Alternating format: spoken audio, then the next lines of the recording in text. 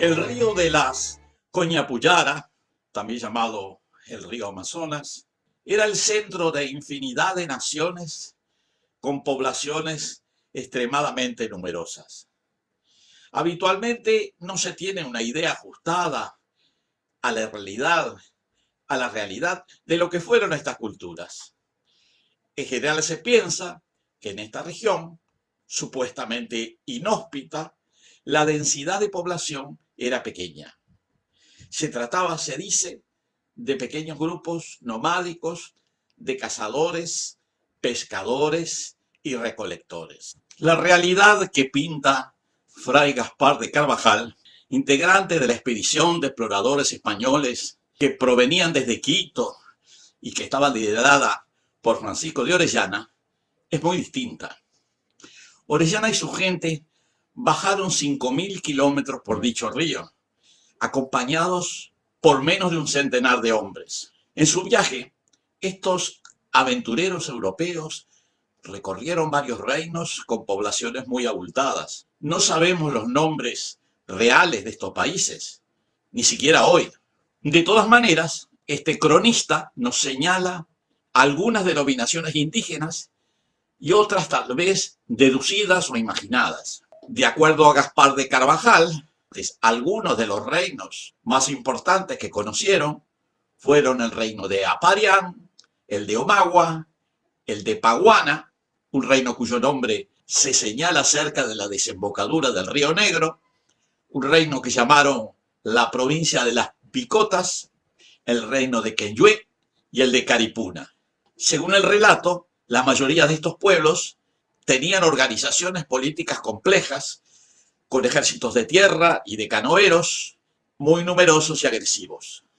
Sistemáticamente, durante la mayor parte de su viaje, Orellana y los suyos fueron atacados por cientos de indígenas navegando en canoas y piraguas, a veces reuniéndose fuerzas de 10.000 o más guerreros. Todo parece indicar que cada uno de estos reinos tenía varios cientos de miles de habitantes, lo cual se puede deducir de la descripción de Machaparo, que según la estimación de Carvajal, poseía 50.000 hombres de pelea. En la mañana del 24 de junio de 1542 fueron atacados por un grupo de nativos encabezado por las míticas amazonas. Los españoles, ante aquellas mujeres que describieron como altas y vigorosas, que disparaban sus arcos con destreza, creyeron estar soñando.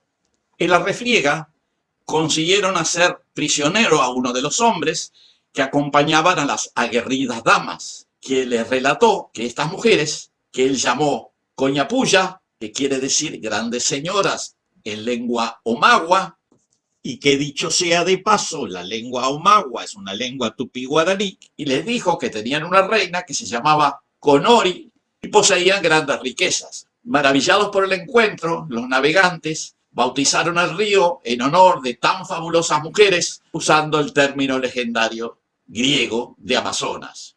Si consideramos que los expedicionarios atravesaron una decena de reinos grandes, se puede estimar que la población total, solo en la orilla del río, era del orden de 4 millones de habitantes. Teniendo en cuenta los pueblos que habitaban los afluentes mayores, se puede estimar una población muy superior, tal vez 10 veces mayor, para toda una región de la selva central, obteniéndose una cifra de algunas decenas de millones de personas.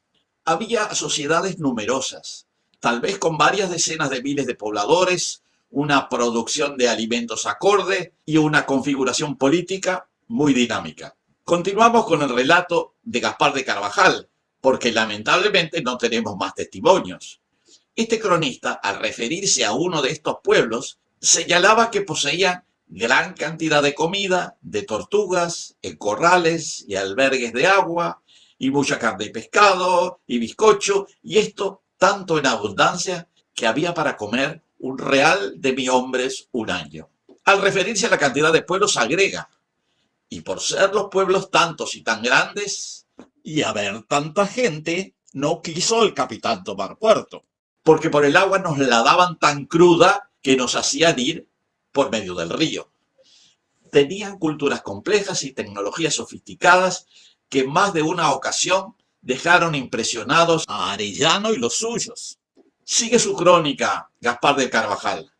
Bajaron un pueblo y había una casa donde había mucha loza de diferentes hechuras, ansí tinajas como cántaros muy grandes. Esta loza es la mejor que se ha visto, porque lo de Málaga no se iguala con ella, porque es de toda vidriada y esmaltada, de todos colores, tan vivos que espantan. Y además de esto, los dibujos y pinturas que en ella hacen son tan compasados que naturalmente labran y dibujan todo como los romanos. Y allí nos dijeron los indios que todo lo que esta casa había de barro, lo había de tierra adentro, de oro y de plata. La llegada posterior de los traficantes de esclavos, portugueses y holandeses, las enfermedades europeas y algunos otros factores determinaron que en los siguientes 3 o 4 siglos disminuyera dramáticamente la población de estas numerosas y prósperas naciones. Últimamente, nuevos hallazgos arqueológicos están confirmando los relatos de Carvajal y demostrando que este continente, en particular las selvas tropicales amazónicas, estuvieron pobladas densamente desde tiempos muy antiguos. Todavía falta mucha información para poder resolver el enigma de la desaparición de estas grandes naciones del gran río de la Coñapullara. Tal vez para terminar gráficamente con la reconstrucción histórica del virtual genocidio que experimentaron las naciones amazónicas, comparto la descripción del padre jesuita Antonio Vieira, donde testimonia la situación en la ciudad de Maranhão, en el nordeste de Brasil, en el siglo XVII. Decía el padre Vieira: ¿a qué precio diferente el diablo compra las almas comparado a lo que ofrecía por ellas previamente? No hay mercado en el mundo donde pueda conseguirlas más baratas que aquí en nuestra propia tierra. En los evangelios ofrecía todos los reinos del mundo por un alma. En Marañón, el diablo no necesita ofrecer ni siquiera una décima parte por todas las almas. No es necesario ofrecer mundos ni reinos. No es necesario ofrecer ciudades, ni pueblos, ni aldeas. Todo lo que tiene que hacer es ofrecer un par de indios tapuya e inmediatamente es adorado de rodillas. ¡Qué mercado barato! Un indio por un alma. Ese indio será tu esclavo por los pocos días que sobreviva, pero tu alma será esclavizada por la eternidad mientras exista Dios. Algunos años más tarde, en 1661, Vieira fue expulsado de Brasil y condenado a prisión por la Inquisición debido a sus herejías igualitarias. 6 años después, ya liberado, reinició su lucha por los derechos de los esclavos, que habría de continuar hasta su muerte, el 18 de julio de 1697. Hoy, los remanentes de todas aquellas numerosas naciones amazónicas están reducidas a los sitios menos accesibles, agredidos cultural y físicamente por colonos, misioneros y garimpeiros, y fueron desconocidos en sus derechos sobre la tierra.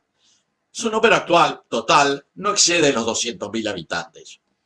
Como se señalaba en las crónicas mencionadas, un importante reino del Gran Río estaba constituido por los omaguas, de estirpe tupí-guaraní, que había desplazado a los ticuna, que eran pobladores originales de esta confluencia del Amazonas con los ríos Putumayo y Caquetá. Esto ocurrió sobre todo por el tráfico de esclavos que promovieron y ejecutaron los colonizadores portugueses y holandeses. Sin embargo, con la decadencia de los omaguas, quienes quedaron asentados en pequeños enclaves, los ticuna regresaron a las riberas de los grandes ríos, pasando a ser una de las naciones indígenas más numerosas de esta región. Actualmente los ticunas tienen una población de alrededor de 70.000 habitantes en Brasil, Colombia y Perú. Hoy practican la pesca, la horticultura itinerante, la caza, la recolección, el comercio y la artesanía. Los cultivos o chacras están cercanos a sus viviendas y siembran después de tumbar y quemar. Ellos plantan yuca, plátano, maíz, ají y frutales. Pescan varios peces como gambitana, piracurú, palometa, pintadillo, etc. Aunque muy lentamente, demasiado lentamente, sus derechos comienzan a ser reconocidos en los países donde habitan, quedando finalmente como principales testigos de una de las tragedias humanas más dramáticas de la historia del continente americano.